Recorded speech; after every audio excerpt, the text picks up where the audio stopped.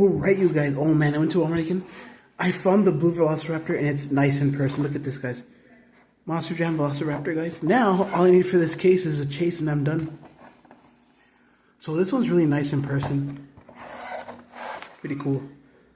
So this is really cool. I love the color scheme. Let's go ahead and open it now. That was loud. So, ooh, okay, here it is with the light on it. Look at this. Sorry guys, look at this. The blue and green, look at the metal flake on that. That's so cool. BKT tires. Sorry about that. Dark blue rims and bead locks, guys. Black roll cage, gray chassis. I love the teeth, look at that. Monster Jam logo.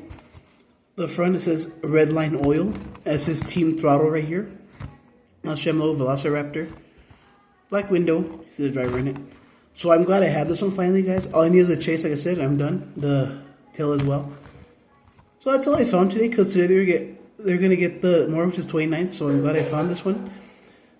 So that's it. Like, subscribe, comment, share. Has more unboxings coming soon. Peace out. Hope you all enjoyed.